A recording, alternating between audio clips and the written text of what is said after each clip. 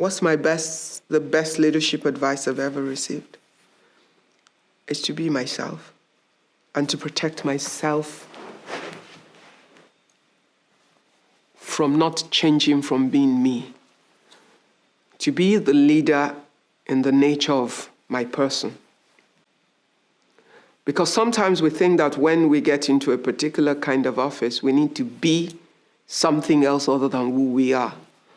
That there's a picture of who we should be in an office like that. You know, and in my leadership experience, I mean, as the first female chair of the oldest financial institution in West Africa, I became chair at 122 years after the bank had been founded. Now it's a 127 years old institution. I was chair for 5 years and 4 months, and I'd been on the board for a few years before that. There was no prerequisite of how to be chair of a very patriarchal institution that never had a female chair. The only thing I could be was me and do it my way. And that I did. And so learning to be comfortable as me and not wanting to be a boss. And as me, I was very playful, very open. I didn't know how to have the stern, manly, bossy face.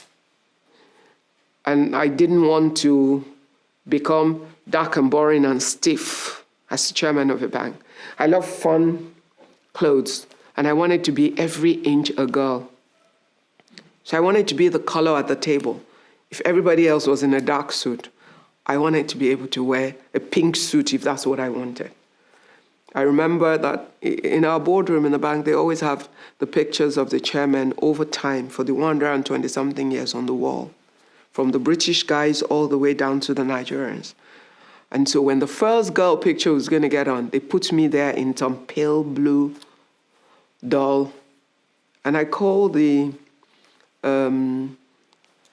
public relations, whatever arm of the bank that's in charge of that. And I said to them, no, you have to take that picture down. And they're like, what? I want one in a pink dress. So if the girls go up for the first time, they're going to go there in color. And I learned to be totally comfortable as myself. It was the best advice I ever got. I learned to laugh and play with the lowest level of staff and be as comfortable as I could be with the king or the president if I had to. Something I learned from my father too. He knew how to abound and how to abase. He was as comfortable at the gate as he was in the palace. And that's something that I've held on to, about life. Because every human being is the same. We might have a title or an office for a season, but at the end of the day, it's the humanity that counts. And setting yourself free to be you, it's so liberating, you can't even begin to imagine.